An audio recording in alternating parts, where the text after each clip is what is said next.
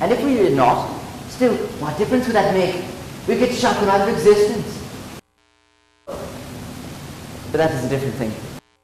All this is a digression. The real power, the power to fight for night and day, is not power over things, but power over men. How does one man assert his power over another one? By making him suffer. Obedience is not enough. Unless he is suffering, how can he be sure he's following your will and not his own? Power is an humiliation. Power is tearing human minds to pieces and putting them together. Now, you begin to see the world we are creating. Progress in our world will be progress towards more pain. The old civilizations claimed that they were founded upon a love or justice. Ours will be founded upon hatred. In our world, there will be no emotions except fear, rage, triumph, and self-abasement. We have cut the links between child and parent, and between man and woman, and between man and man. No one dare trust a wife or a child or a friend any longer. But in the future, there will be no wives and no friends.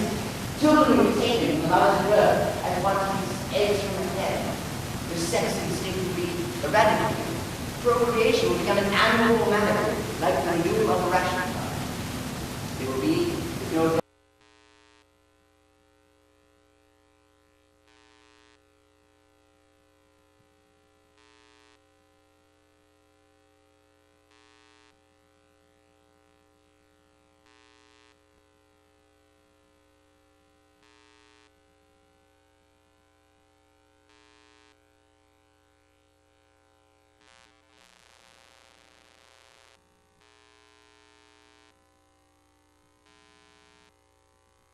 except loyalty to the pop.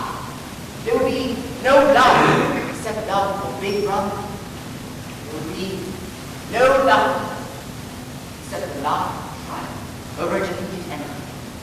There will be no art, no literature, no science, but always, remember this history, always there will be the intoxication of power, constantly increasing and constantly growing suffering. Always. Every moment, there will be the thrill of victory, the sensation of trampling over an enemy who is helpless. If you want a picture of the future, imagine a fool stamping on a human face. Whatever. But you can't. You could not create a society in which you have just described. It would never endure. Why not? Would have no vitality. It would disintegrate. It would commit suicide. Nonsense. You are under the impression that hatred is more exhausting than love. Or why should it be? And if it were, what difference would that make? Suppose we choose to wear ourselves out faster. Suppose we quicken the tempo of human life until men are senile and pathetic. Still, what difference would that make? Will you not remember that death of the individual is not death? The party is immortal. I don't care. I don't know. Something will defeat you. Life will defeat you. We control life, for instance, at all its levels. You are imagining that there is something called human nature, which will be outraged by what we do and shall turn against us. Or perhaps you return to your old idea that the proletarians or slaves will arise and overthrow us. Put it out of your mind, Winston. They are helpless, like the animals. I don't care. Somehow you will fail. Sooner or later they will see you for what you are. They will tear you to pieces. Do you see any evidence of this happening? Or any reason why it should? No. I believe it. I know you will fail.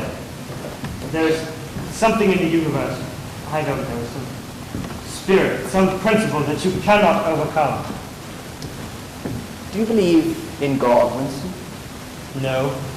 Then what is it, this principle that will defeat us? I don't know. The spirit of man. And you consider yourself a man? Yes. And you consider yourself morally superior to us, with our lives and our cruelty? Yes. I consider myself superior. You are prepared to cheat, to forge, to blackmail, to corrupt the minds of children, to distribute habit-forming drugs, to encourage prostitution, to disseminate diseases, to do anything which is likely to cause demoralization and weaken the power of the party. Yes. If, for example, it would somehow serve our interest to throw sulfuric acid into a child's face, are you prepared to do that? Yes. Yes. Get up from there. You are the last man. You are the guardian of the human spirit. You shall see yourself as you are. What do you think of your face? Look at the condition you're in. Look at this filthy grime all over your body.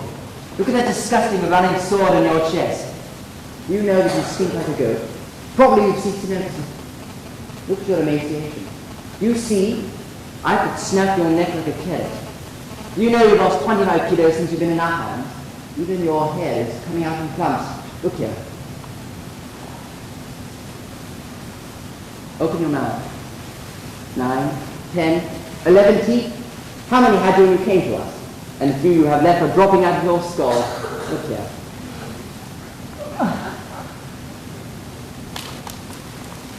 You are rotting away. You are falling to pieces. What are you? A bag of filth. Do you see that thing facing you? That is the last man. If you are human, then that is humanity. Now put your clothes on. It will not last. You can escape from it whenever you choose. Everything depends on yourself. You did it. You reduced me to this state. On the contrary, Winston, you reduced yourself to it. This is what you accepted when you set yourself up against the party. It was all contained in that first act. Nothing has happened that you did not foresee. We have beaten you, Winston. We have broken you up. You have seen what your body is like. Your mind is in the same state. Can you think of a single degradation that has not happened to you?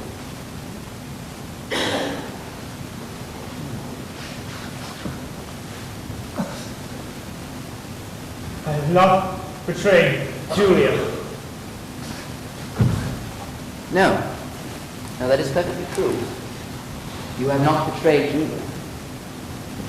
Tell me, how long before they will shoot me? It might be a long time, Winston. You are a difficult case. But don't give up hope, Winston. Everyone is cured sooner or later. In the end, we shall shoot you.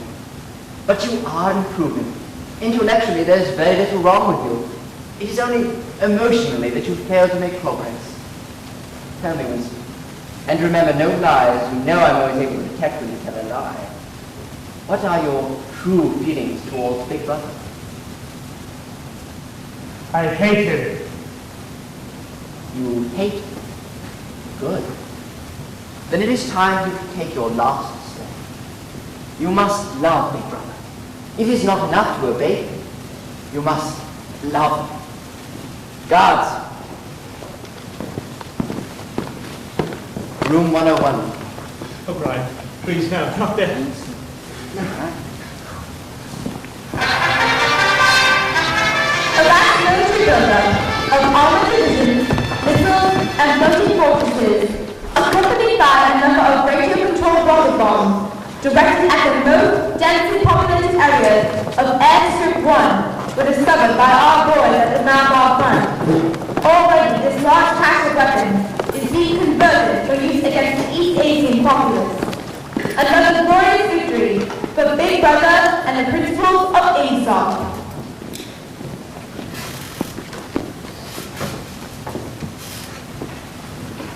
You asked me once, what was in room 101? I told you you knew the answer already. Everyone knows it. The thing that is in room 101 is the worst thing in the world. The worst thing in the world varies from individual to individual. It may be burial alive, or death by fire, or by drowning, or by impalement, or 50 other deaths. There are cases where it's some quite trivial thing, not even fatal. In your case, the worst thing in the world happens to be rats.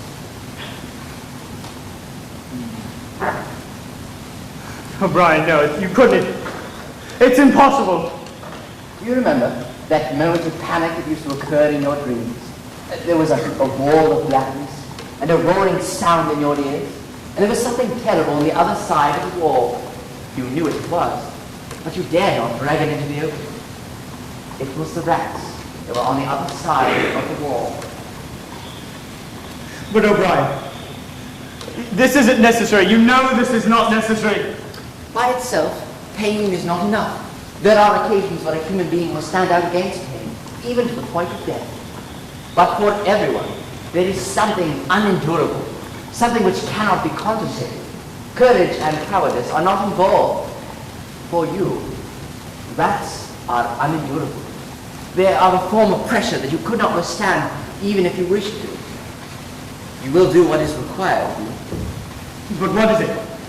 What is it that you want me to do? How can I do it if I don't know what it is? The rat, although a rodent, is carnivorous. You are aware of that. You would have heard talk of what happens in the poorer quarters of this town. In some streets, a woman dare not leave her baby alone even for 5 weeks, for the rats are certain to attack it. Within quite a small time, they will strip it to the bone. They also attack sick or dying people. They show astonishing intelligence in knowing when a human being is helpless. You understand the construction of this cage. The mask will fit over your head, leaving no exit. When I press this other lever, the door of the cage will slide open, and this starving brute will shoot at you like bullets. Have you ever seen a rat leap through the air? It will leap onto your face and bore straight into it. Sometimes they attack the eyes first. Sometimes they burrow through the cheek and devour the tongue.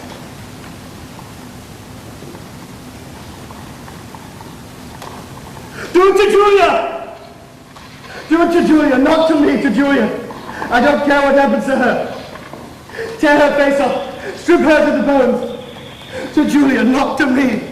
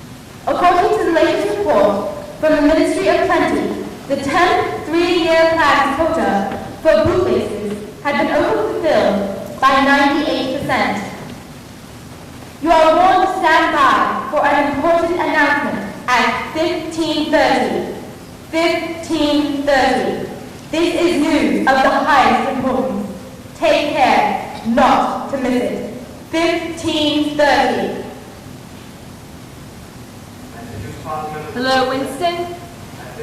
Hello, Julia. Marvelous to see you again. Likewise, comrade. Worrisome news about Africa, isn't it? Yes, quite worrisome. I usually stop in every day these past 2 weeks to hear some news. As do I. Strange that I haven't seen you. Yes, rather. Should we lose the Congo, all of Africa will go. There's no stopping it. Should we lose Africa, what will stop London itself from being threatened? Have no fear, brother. Phoebe will come up with something. He always does. We'll stop those Eurasian animals. All glory to Big Brother. You are right. We must have faith. We must.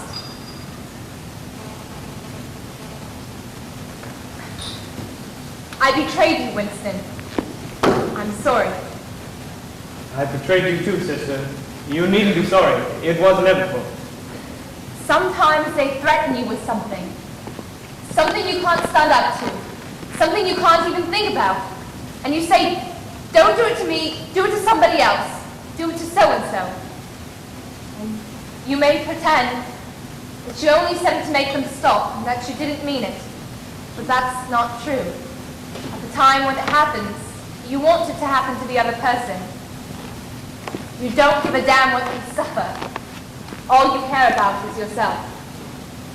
All you care about is yourself. And after that, you don't feel the same towards the other person any longer. No, you don't feel the same. It's getting late. I'm afraid I'll miss the announcement. I'll have to catch it while I'm on the tube. We must meet again. Yes, we must.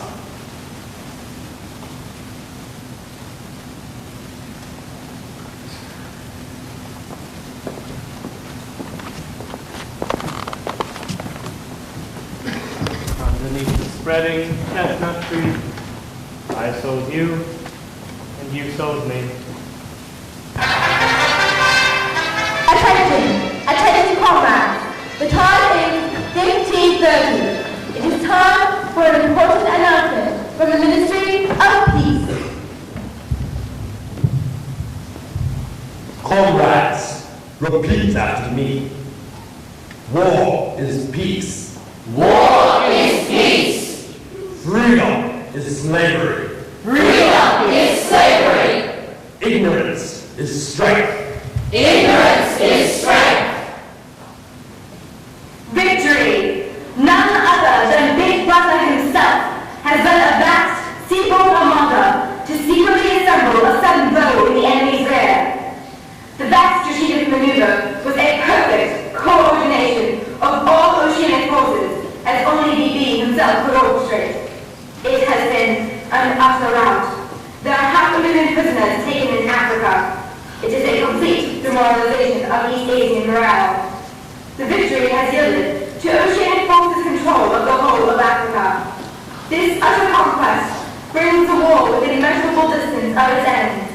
This is the greatest victory of Oceania and Big Brother.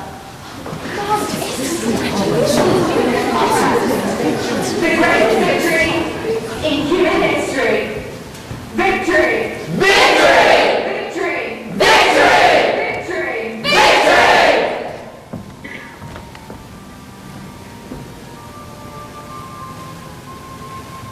I love you. I love Big Brother.